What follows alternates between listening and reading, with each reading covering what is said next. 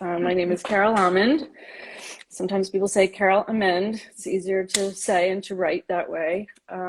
My studio is Body's Mind in Marin County, California. I also have Body's Mind Academy, which has gone through many, both studio and my academy has gone through a lot of different name changes, shifts, keeps changing wonderfully. Yes. And yeah, so that's me. That's where I am. I'm sitting here in outside of the Golden Gate Bridge from San Francisco. Oh, And nice. yeah, that's where I am. Well, So thanks for waking up early for me. Like that's for us. yeah, I'm an early riser, so it's good. Yeah. Yeah, no, I appreciate that.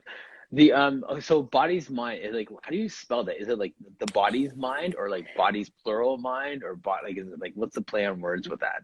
Great question. It's bodies plural Okay. and mind. And it came because I just out of my way of thinking, out of my way of feeling into this is that um, kind of triple meanings also with words. I'm a bit of a word person, very important to me, the words and what they mean. So mind as in body's mind, as in body's care, like, do you mind? Yes, body's mind, what you do Yes. with them, and body's Yes. mind, and that like mind the gap where mind your that kind of thing, bodies obey. And Yes. then also mind to play on the sound of it, MINED, mind. I get down into the bones. We kind of excavate Mm. Yeah. Yeah. what's going on in there. So that's where it originated. I was gonna say that's so deep, but that would have been a really bad pun. Yeah. Yeah, Yeah, that's fascinating. I love the play on words. Like when we can be intentional with our words and that be a reflection of our vision, right? So, absolutely. um, so how did you come up with that name or that idea with that? Well, it first was called, my studio was first called when I moved out here. I was in New York.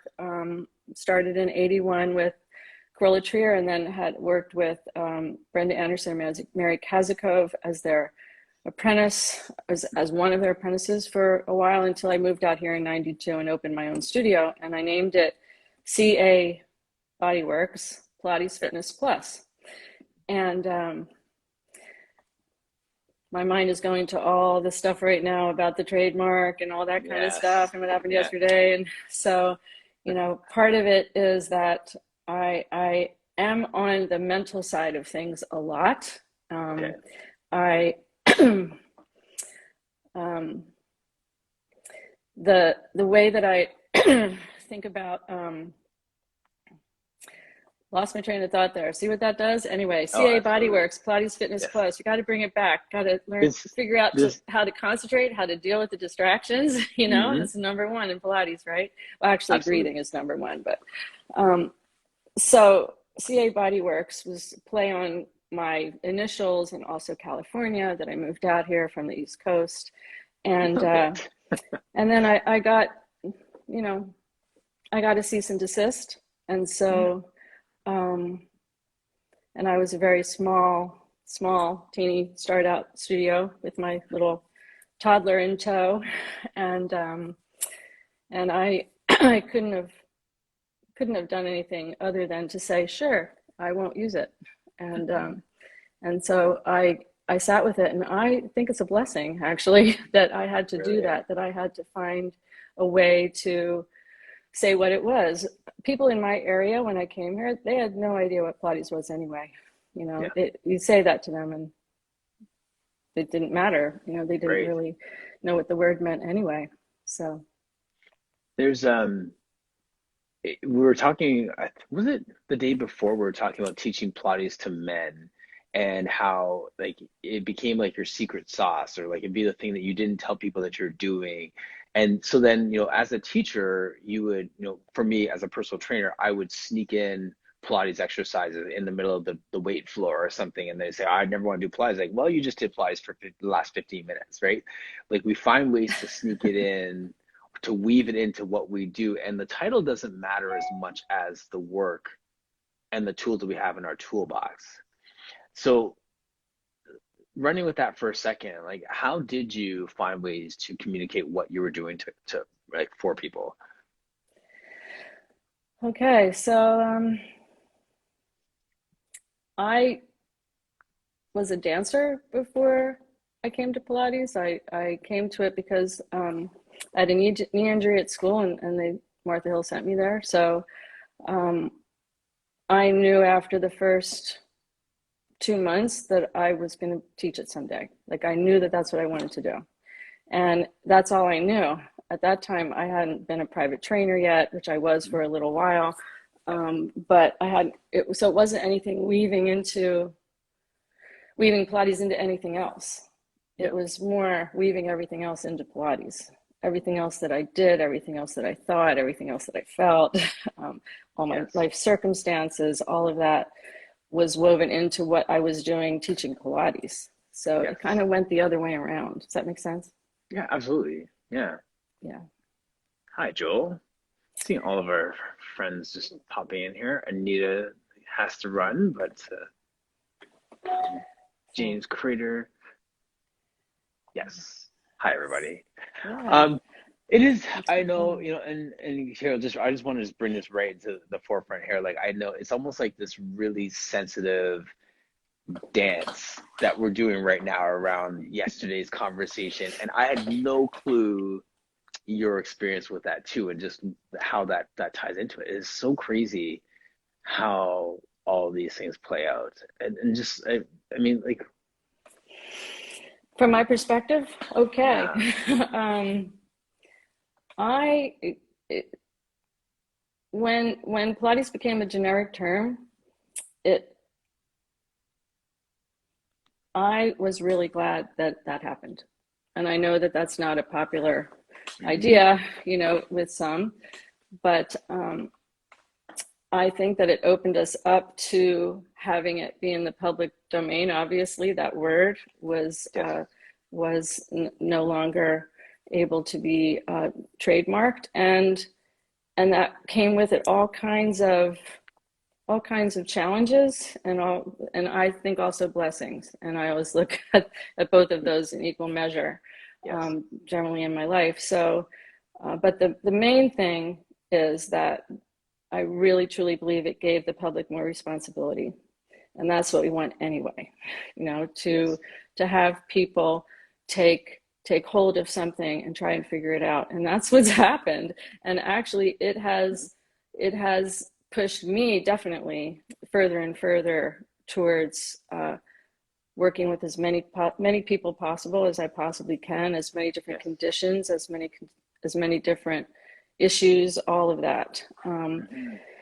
Just to welcome anybody in my studio um, to work on that, to have that be into the full scope of Pilates, right? Yes, And yes, the challenge is that the public could read his book, and say they're doing Pilates, right? That's yes, the challenge of it, and they are doing Pilates if they get down the floor and they try to do that mat work, and yes, uh, is there another long road towards excellence in understanding what's behind the method? Yes. Is there another long road behind all of the different ways that people interpret his apparatus and even just everything about him? Also, I, yes, I tend to not focus on the man. I tend to focus on the movement, just the movement. Like the yes, movements can say everything. You really don't yes. need That's a uh, language in and of itself. and it expresses itself, and it's Yes, it's it's we who need to go deeper into that work and to sense how to sense it, how what yes, we make of it. That's why we have this. And some people could look at it as a total mess, and yet it's the Wild West. you know it is totally the Wild West, and that's not necessarily a bad thing. It's just how we go about doing it. And I just love that about what you're doing, and to bring that to fore and um, to show that. So, what happened was, in terms of the how and how mm-hmm. people describe Pilates, how people practice Pilates, that really, before the lawsuit, was the thing that so many people had taken bits and pieces of what Joe had done and Yes. gone out and worked with people through what they learned with him, and coming together and trying to find out what the commonalities were was something that I would have hoped would have happened after the lawsuit, and Yes. not really what happened. Not quite. Yeah. No. So, and for that, I tend to also not place blame anywhere, Hmm. because in my perspective, I think that everything happens for a reason. Yeah. We don't always see it.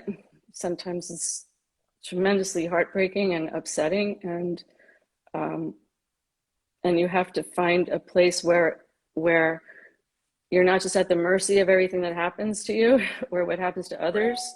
You have to figure out where your line is and where you're going to take action, and how you're going to speak your mind and make your voice heard in a process that you see going down that you don't agree with, you know? Yes. Yeah. Yeah. Yeah. So, So so then, when you walk down the street and someone asks you what you do now, what do you say? now, well, I have a little bit more of that story actually. I just had to take a little sip there.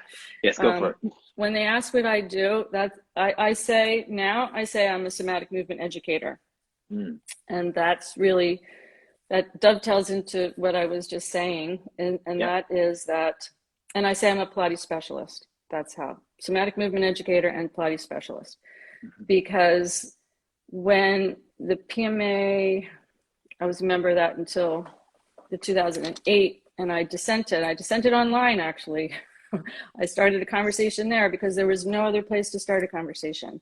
There was Mm, no other place. So I asked about the exam, and I said who's taking, who's not taking it. And the thing was that I couldn't present um, unless I had taken the exam. But there was nothing on the exam that represented what I did in Pilates. So interesting. I switched, and I switched to somatic movement education. That's what I did. So, and I think that, I left organizations. There are so many Pilates organizations, if you want to know my perspective, so many over the years, the history of that. There are so many people that started to try to start an organization of some sort, Yes. and then it went down. And I tried to start my AIM Academy for Somatic Integration right around the time that the PMA did. I had a very different perspective on what I wanted the teacher trainers to do and what I Okay. wanted us to do as professionals. And that didn't come. And again, I'm happy because I went into what I went into, Yeah, you know, exactly. and Right. that's what we all have to think about, when one door closes, another one opens, that sort of thing. And Yes. just to keep positive and to know that we're all moving his vision through the world.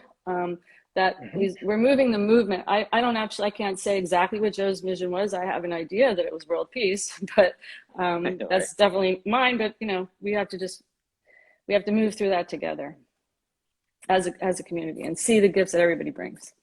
Yeah. Oh, absolutely. I feel, I was talking earlier about my talk at Brink, right? And saying how, like, the how and all those different things. And I feel like I'm really living out my message for later. And like, as Chris just put blessings up there. Carol, this is one of my reflections as I was like preparing my message. I talk at one point about disappointments, and I've referenced my going through my relationship and my divorce and my remarriage and stuff like that a few times throughout, like, just being here, just to be transparent about the fact that it's not all rosy, and look at my new studio, and look at this and look at that. Like, we have ups and downs to our lives. My reflection and challenge was not to highlight the disappointment, but to highlight the fruit of that junction in my life. So I always go back to, and this was weird, but like, I always go back to that point, and I keep mentioning divorce, divorce, divorce, but I don't say remarriage. I don't say blended family. I don't say core conversations. Even like the fact that my wife came up with that name, like, I spend more time highlighting that moment just to let people identify that we have disappointments, as opposed to highlighting the fact that that dip resulted in me coming back up onto this other hill over here. And, whether it's on a personal level or a professional level, we all get those disappointments. And like, you can see, like, getting a cease and desist sounds terrible and just dastardly in that way. But then when you stop and reflect on what that forced you to think about, and how it forced you to redefine yourself, and how deeply entrenched you get in who you are now, you recognize that you actually needed those little dips and checkpoints to get that much more solidified in where you are today. You got it. Absolutely. There's really no other way. You have to go through that adversity. You Yep. know, some levels. There has to be some level, in my opinion. You know, if I don't know a person on the planet who hasn't gone through adversity, some more than others. You just have to have at least a hint of that to gain some empathy. Because if you don't have empathy, you can't do this work. I don't believe. You know, there's there's a level of that well, I'll say that we we won't ever be able to get to the fullness of this work if that doesn't come forward, you Right. know. And we Right. don't get that way until there's, you know, a whole lot of coming closer to the self, you know, coming Mm-hmm. closer to what makes us tick, and you Yep. know, how we've kept going, moving through the changes that are in our lives, and seeing and taking note of what else is around you. I mean, we don't live in a vacuum, you know, Right. we do Right. not. And yeah, so So can you talk about the somatic? And I always see the phrase wrong. So somatic education, somatic movement education, like what's the actual phrase? there, the phrase these days is somatic movement education or somatic movement therapy. I choose Therapy. to Okay. say somatic movement education because I'm basically an educator. I don't, I don't look for what's wrong. Mhm. I look for what's right and what's working well in the body. And that doesn't mean that I don't see, again, just along with what you were just saying, I Mhm. don't look for, of course, I see. I have people coming in with all kinds of things that you would say, you know, that's not working well, that's not working right, this is really awful, this is a terrible condition, blah, blah, blah. But that's not Yes. what we focus on. Yeah. Right. So somatic movement education, and the reason why I went there was because that was a community that I felt could better express, help me better express what I was doing with people at the time, which Okay. was a lot of experiential anatomy. Mhm. Um, and I think now they call it embodied anatomy, and I change and values change and all of that, but Yeah. experiential anatomy, and that's just kind of looking in and sensing what your body is doing in a variety of ways. So Yeah. people who are coming, they're often it's differed so much over the years. What I tell people, there was a community of sort of a community of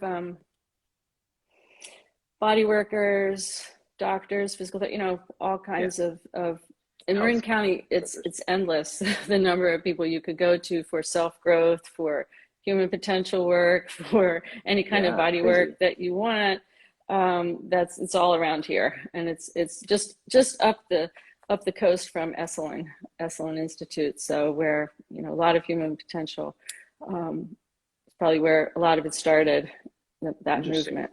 And Yeah. so yeah, and a lot of them came up here and lived in Mill Valley, and that's where I landed at first. So, and when I first started working, first started opening my studio, I would send my clients to those people. Like this person needs more help, so I'll send them to a chiropractor and that kind of thing. I was used to working in a situation where it was kind of like an open studio, like you were mentioning Yes. with Amit the other day, and that's always how I've taught. I've never taught a group class, but anyway, I would send Mhm. people out to be helped by other people, and they would come back to me and say, "Well, he's this person says that I shouldn't do Pilates. It's not right for me, and I shouldn't do it." I'm like, Mm. really? Seriously? Let's Wait a discuss. minute. Yeah. Hold on. Yeah. Hold the phone. I sent that person to you. So let's have a conversation about this. I think Right. maybe I should introduce you to what I do. How about that? And so many of them came to my studio and learned what I Okay. did and came to understand what I did. And then those referrals started going. Just invited them into my studio. Over time, I think it wasn't until like 2007 I think it was all fine. It wasn't anything that I think that people stopped doing that, Yes. obviously, and I started getting some referrals, obviously, but it was a poignant moment because one of my clients said that my doctor told me to come and do Pilates. Oh, yes. And There you go. yeah, Yeah. so that shift, so I knew it had shifted, but one of my clients said that to me. So that's kind of the marker, and we Hmm. learn from our client. I've learned everything from my clients, seriously, because I had this one perspective about what Pilates was, and my clients come in with all of their expectations, ideas, wants, needs, goals, desires, all of that. And we talk about it. They say, why are you having me do this? But it didn't start out like that, because I had the same kind of studio as Carole and Brenda and Mary for a long time, for about 10 years. I had a practice, I called it a practice studio, and you could come Okay. for a private or semi-private. It was also, Yes. I called it semi-private, excuse me. It's really dry here today. Yeah. Like a Meet called it the semi-private, as opposed to like a small group training in the personal Right. training world. Yeah. Yeah. And it's you had 4 to 6 people at a time. Hmm. In New York, we had 4 to 6 people at a time, and it was my mentor and an assistant, one mentor and an assistant. And a lot of people went through the studio like that, and it went pretty quickly, and people knew what to do. They came in, they did their work. I rushed around, and helped people with things, and my assistant was there helping me, and that's how we did it. And after a while, it became clear that it wasn't enough for me. It wasn't enough because I was learning things and seeing things that I wanted people to do, and I would ask them to come and take privates. Yes. Yeah. Um, and some would and some wouldn't. Hmm. And the ones that didn't, who were kind of like, I'm doing it okay, like, well, you're really not. Let me Yes. just, how do you tell somebody, Yeah. you need to go deeper with this, because if you keep on that track and keep doing those same exercises, you're going to build that pattern in, and I don't want that for you. And I'd like you to keep going with it, or go to a body worker and help you out with that if you're not going to do it with me, that kind Yes. of thing. And Yeah. so events happened, and the studio went. Um, I had to shift studios because of the rent, and all other kinds of things. I've had 8 studios. This is now my 8th studio where I'm sitting. 8 studios. Yes, 2 of them. The, Wow. the Okay. first one was about 8 years, actually almost 10 years, the first decade, and then the last one that I had to leave. I was there for 13 years, and I was just about getting to the point then again when I could do the practice again. I call it Hmm. practice, Yes. because you learn in your privates, and when you come to practice, there's people in the room with you, and they know what they're Love doing, that. and you know what you're doing, and I Yeah. push them through and push them to the next level. Did that answer your question? Did Absolutely. I get rambling on there? Well, and I love you're a bit of a wordsmith too. So you touched on the embodied, and I wanted to spend a little more time on that, like that embodied conversation, and like what that so means actually. so hopefully we're having an embodied conversation right now. Yeah. Okay. Hopefully, I'm here, I'm sensing myself. We're movers, we're moving back and forth. I'm Yes. feeling in my chair that I'm gonna have to get up in a little bit. Hmm. My mind is working on different tracks right now. Hmm. It's My mind is noticing what I'm doing, what I'm noticing. My mind is noticing what I'm noticing, right? Yes.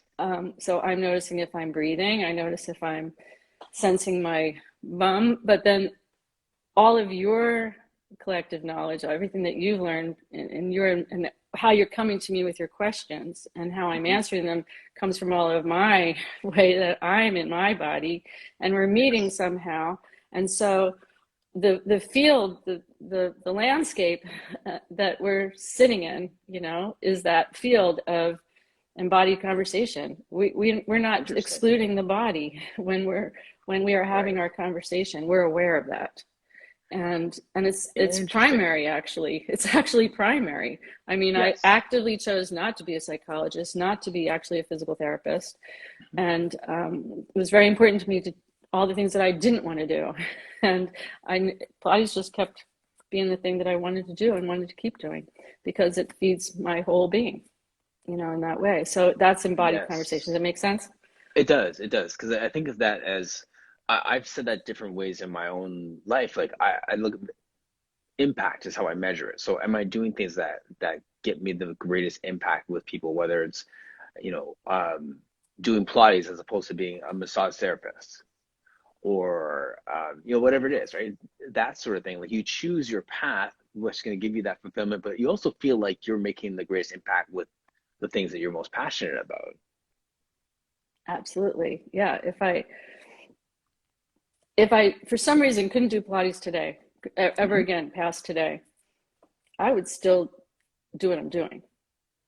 I would still somehow meet people where I want to meet them in my life, because Yeah. what I do in the studio is the same thing that I do in my life with the people around me. Yes. I hope that's what I Right. that's what I want to do. And everybody meets you differently, right? Everybody meets you differently. But if I can come from that place, Yeah. then I'm doing my job every day. And it's just So a plus. It's a plus that they get to come in here and work on that yes. health piece, work on Mhm. that coordination of body, mind, and spirit for themselves, and however they, you know, sense into that. I can kind of sort of challenge that in a sense though, because like, couldn't you say that you would still get expression if you were doing something else? Like if you ended up getting some data entry job somewhere, would you not still find ways to have embodied conversations with people? That's exactly what I'm saying. Yeah. Absolutely. If I had to stop being in here in the studio, I'd still be doing what I'm doing. Yeah. I would still be me. I would still carry that with me. It's a Yeah. part of me, Yeah. it's what I do. I think people get stuck in, um, well, I think in the forums, you see, well, I'm just a Pilates teacher. No, you're not just a Just. Pilates teacher. Mm, You're not. You're way right. more than that. And anybody in any job is way more than their job. You know, it's really true Hmm. for every profession, I would hope. We You're right. we come into these into the spaces that we're in because probably we need to be figuring that out for ourselves, or there's something that Yes. we want to seek out. There's something that Yes. drives us compels us to do that. We have some dream Absolutely. somehow that we want to fulfill, some kind of impact that we want to make in the world. Yeah. Right. Yeah. Some sort of calling. Yes. So you said it Yes. in one word, and I had to go all like this to say exactly, Well, it's exactly.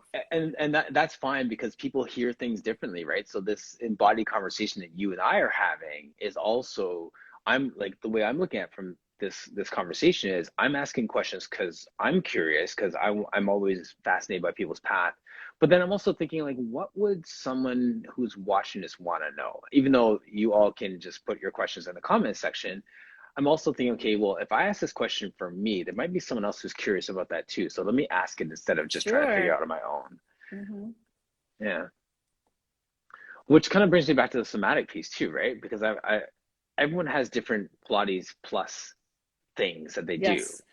And so how would I actually get some kind of certification as a somatic education therapist, whatever? Like, how do I get that on my resume? Um, well, actually, I still have to go for my registration because I can't land. I haven't landed yet. Yeah. I built this model called AIM, Yes. Amend Integrative Model. It took me 10 years to build it, and because what that is about is, you asked me what the client is going to get. It's more what I'm going to get from the client. Actually, at first, I want to get I want to get them and see where their mind is coming from. I want to see, when I say something to you, how did that land? How did it land? Sorry, I gotta plug my phone back Oh, in that's here. okay. I'm going to take another drink. There you go. When you Hey, say something Robin. to me, when I tell you something, I tell you what to do with this, which is such a responsibility. I'm telling you what to do with your body. Seriously, like, Hmm. you're going to give somebody that power to tell somebody what I mean, it's really, as dancers, we do that.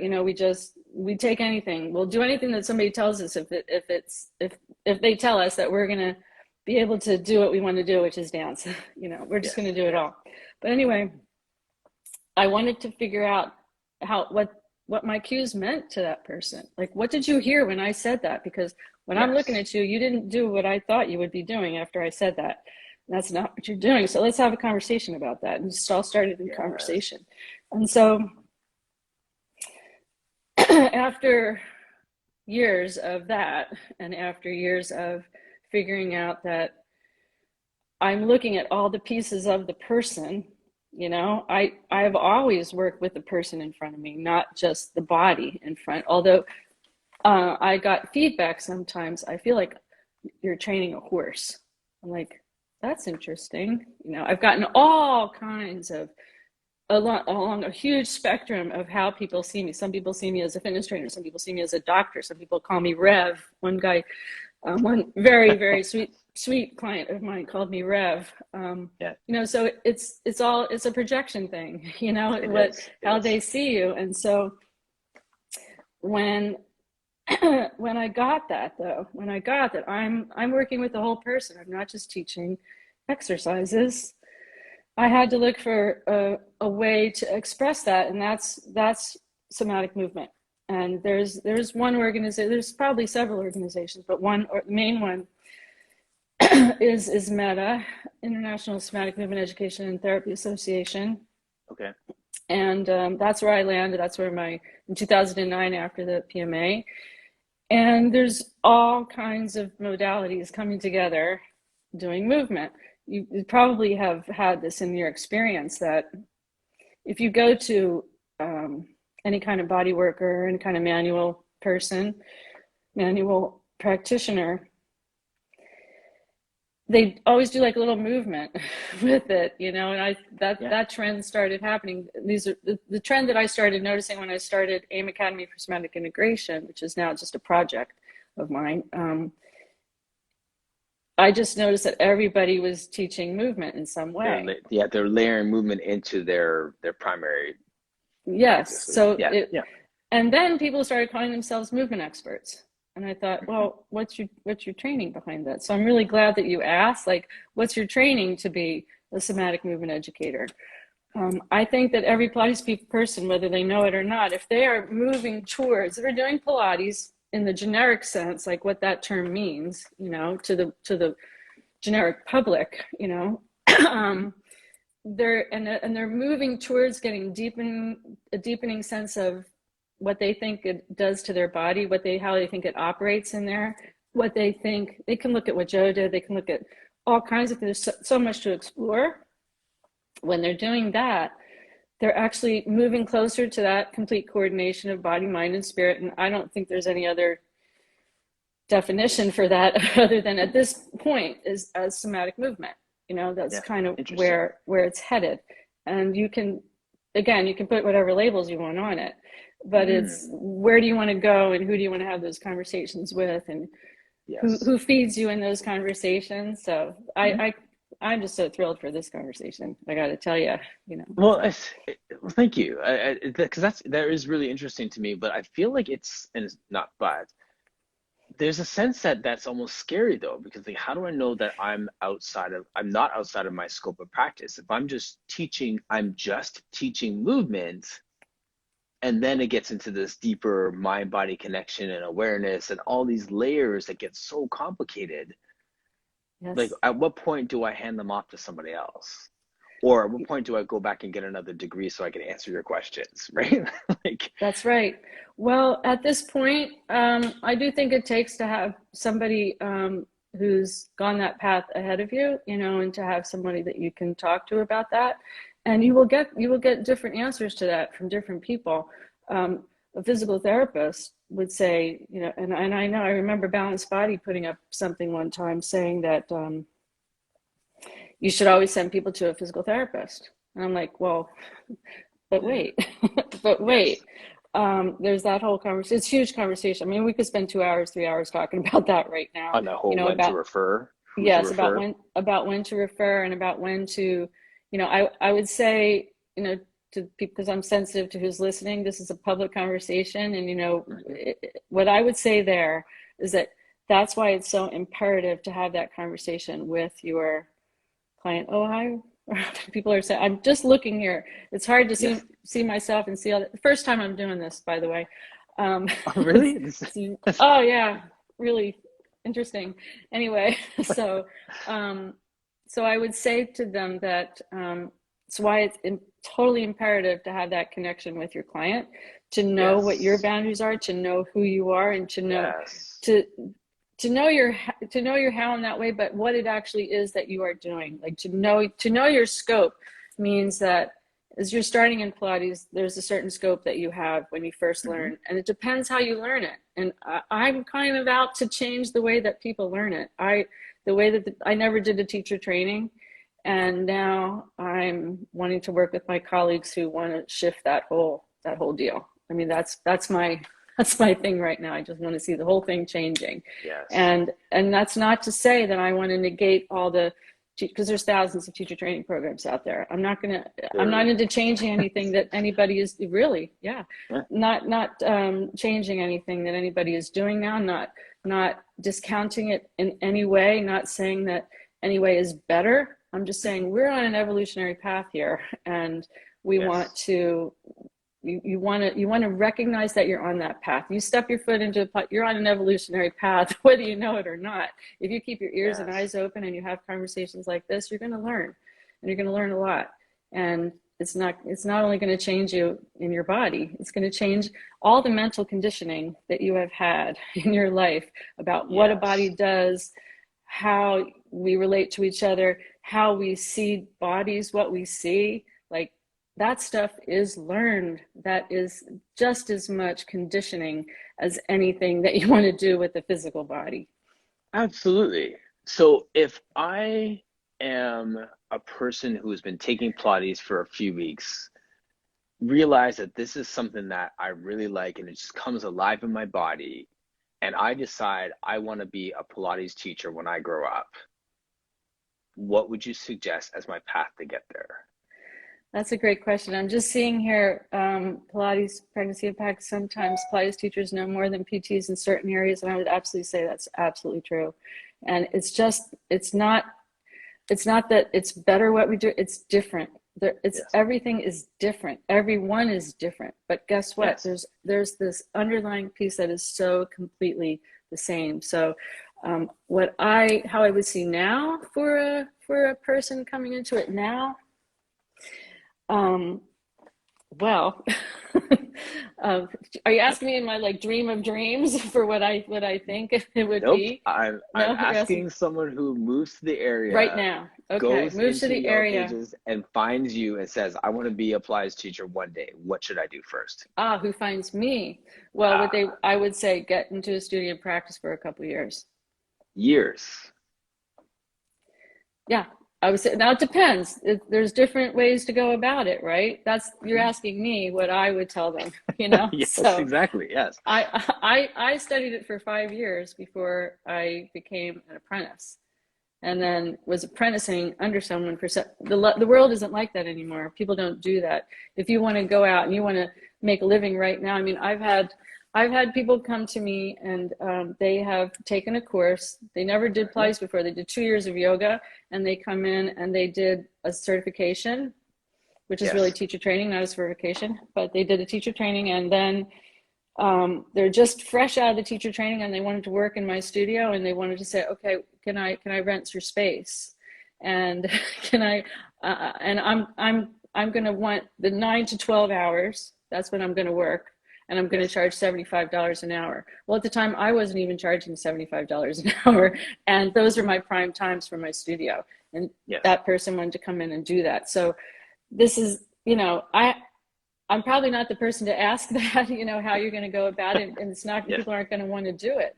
But I would No, yeah. say get yourself with a Pilates professional and start learning and start training and start getting it into your body. If you are, obviously, if you're a dancer, if you're already in your body, if you're used to physical practice, you're going to get it a lot quicker. It's going to come to Yes. you a lot more quickly. Hmm. Um, but that doesn't mean that you're going to be ready to teach it just because you can do it, you know? That's a So, whole different skill set. yeah. So the way that, um, you know, did you know we used to have another forum? We used to have Pilates Connections forum, and that went on for 10 years before the Facebook forum. And Okay. all of this is discussed on there. Yes. Years ago. It's a little bit like history repeating, but it's, it's a long time later now, Yeah. and the world has changed and things have been going. What's your experience? What do you tell people to do with that? Good. I have to listen. I'm just gonna read this comment that just came through. It said, Carol's course is so rich and deep. If you are a dedicated Pilates teacher with some work experience, I highly recommend her course. For me, it totally changed my body, practice, and teaching. Aw, thank you, Frida. Yes. It The changes well, me too. It changes me too because I I'm love not, that. yeah, I'm not being anybody's mentor actually. It's colleagues that I'm coming together with, and we're working in a common language. We find that common language, and when you go to any studio, you're going to have a common language with someone. So speaking Yes. of the somatic practice, the somatic way is when you are meeting your teacher, meeting your instructor. And that's a big thing for me, instructor and teacher, because Hmm. the last thing that we were talking about in my Facebook group was, I asked, do you think that the term instructor um, says everything that you do? Yeah. And what do you think? Right. What do you, people say no, Hmm. but then what?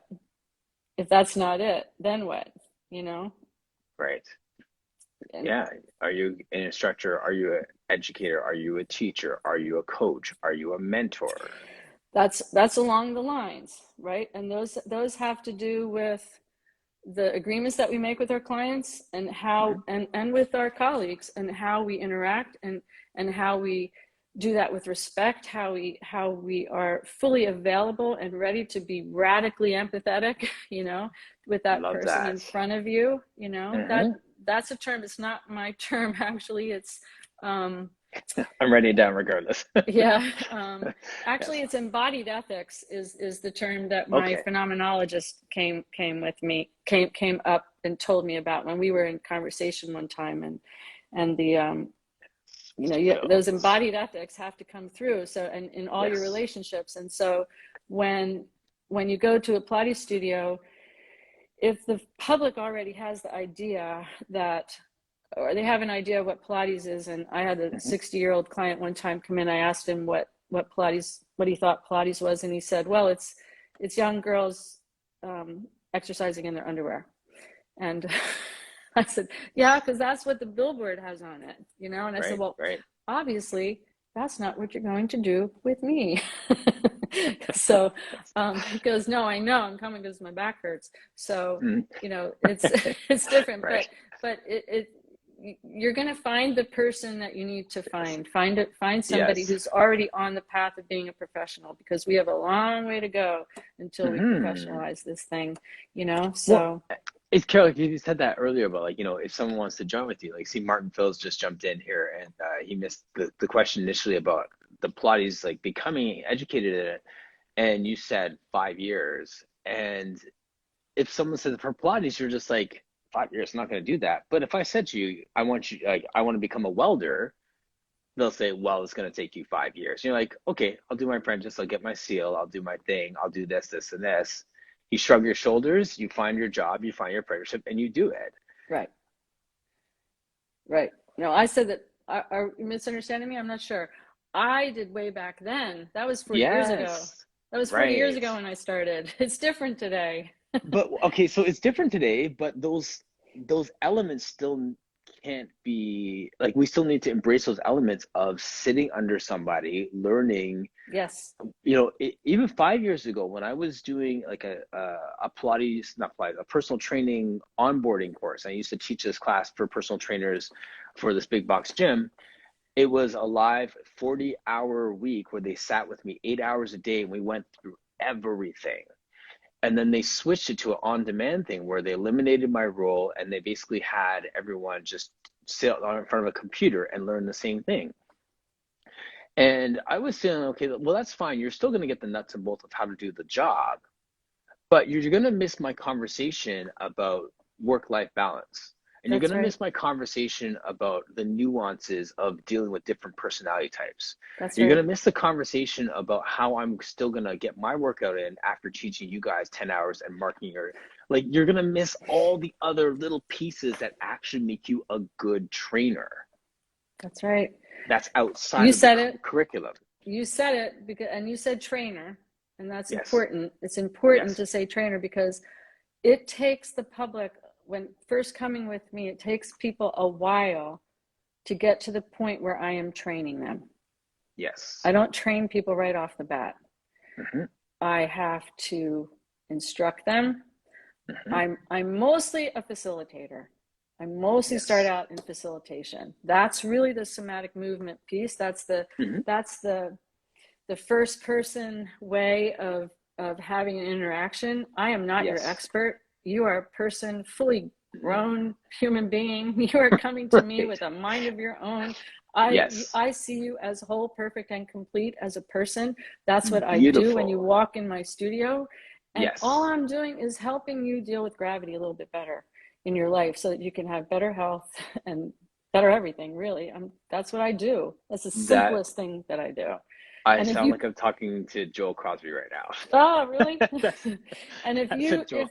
if you meet me, that's what we're going to be doing. And I'm going to keep it to the context here, because there's a lot you need to do in here. Oh, Yes. thank you. I'm glad that yeah, I knew you Yeah. did. I knew Yeah. you, yeah. That's no, So that's exactly it. I feel like I'm yes, there's Joel right there. I love it. I'm coming alongside you in your fitness journey. You that's are right. the expert on your body, Yeah, and let's go from there. that's right. Yeah, Yes. and who you meet, you might meet with a teacher and get to a point where something's not quite working, and you Hmm. go and you try to find them. And what I would say that's really really important in that path is know that everybody's on the path, and you might Yes. pass your teacher. And I Mm. certainly hope that happens. Certainly so. People have come to me and they've passed on, and it doesn't necessarily mean that they didn't like what I did or but they need to follow what they need to do, and they're Yes. looking out for Yes. that. And we're not into that depth of conversation. That's why I love my group. I love what we're doing right now, and I want to join that with people on that same path of wanting to get to the place where um, there isn't there isn't the argument about who did what when. It's Yes. just Yeah. there isn't an argument about do you do this with the spine or that with the spine. There isn't the Mhm. argument of what you should be looking at, because you could look at a whole bunch of things, but there are very specific things in Pilates that are really really important to take note of, and that make Yes. that make it unique. If I may, I want to ask you a question. Sure. I had a couple of questions to ask you. One of them was, Yes. um, I had heard that in one of your talks, I don't know who you were talking with, but um, you said something that sometimes people tell you that you overthink, right? Like my handle Yes. here is call it a handle. I don't know, my Yes. Go avatar, ahead. the Yes. Pilates thinker, right? Yes. I And would love to hear more about that, because that's what people tell me. People tell me, "Oh, she's overthinking. That's too much." mm, Well, in Pilates, you just move. You're fine. yeah. Don't No, think. I totally joke about being like the charter member of like Thinkers Overthinkers Anonymous. Like I think about things in so many different ways from so many different angles before I make a decision on it. Like I'm like to make an impulse buy is something that I just don't do. Right. So I mean, whether it's an impulse purchase or it's, you know, anything I do, I think it through from 17 different angles before I make a move. So I've had to practice just jumping sometimes, or I had to Yes. practice, or I had to embrace the fact that I might have to just apologize when it was wrong instead of sitting here thinking about actually doing it in the first place. Like, like that sort of thing. So that's my journey of moving from Overthinkers Anonymous with my jacket with the logo on the back, like, a biker or something, Uh-huh. to actually making moves and taking that leap sometimes or making that decision sometimes. Like that's kind of been my path for like over the last few years, is to Mm-hmm. really embrace that. So do you think that Do you think,